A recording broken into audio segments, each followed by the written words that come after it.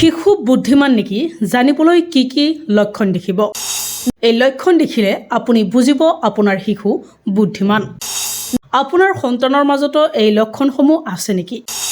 লক্ষণসমূহ কি জানিবলৈ এই ভিডিঅ'টো সম্পূৰ্ণ চাওক। সকলো অভিভাৱকে নিজৰ সন্তান বুদ্ধিমান হোৱাটো বিচাৰে।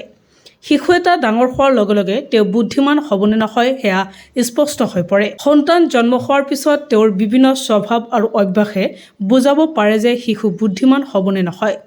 শিশুটিৰ প্ৰতি অতিৰিক্ত মনোযোগ দি এই কথা বুজিব পাৰি। আপোনাৰ শিশুটিৰ কাম কাজত অলপ মনোযোগ দিলে আপুনি বুজিব পাৰিব যে তেওঁলোকৰ কোনো বৈশিষ্ট্য আছে নেকি যিয়ে তেওঁলোকক বুদ্ধিমান হোৱাৰ ইংগিত দিয়ে। কি লক্ষণ বিচাৰিব লাগে? শিশুৰ বয়স প্ৰায় এবছৰ হ'লে এটা বা দুটা শব্দ ক'বলৈ শিকে। 1.5 বছৰৰ পাছত অলপ স্পষ্ট হৈ পৰে। যদি শিশুৰ কথা ক'বলৈ শিকাৰ প্ৰৱণতা অধিক সোনকালে আহে তেন্তে বুজা যায় যে শিশুটি বুদ্ধিমান। শিশুৱে সহজে অচিনাকি মানুহৰ লগত খাপ খাব পাৰিবনে? তেতিয়া আপুনি বুজিব যে শিশুসকল যোগাযোগ আৰু সম্পৰ্ক গঢ়ি তোলাৰ ক্ষেত্ৰত বহুত বেছি উন্নত। চিকিৎসকে কয় যে শিশুৰ অলপ জেদী হোৱাটো ভাল। তেওঁলোকৰ মতে যদি কোনো শিশুৱে কোনো কথাত জেদী নহয় তেন্তে তেওঁলোকৰ নিজৰ বিচাৰ বুদ্ধি কমি যায়।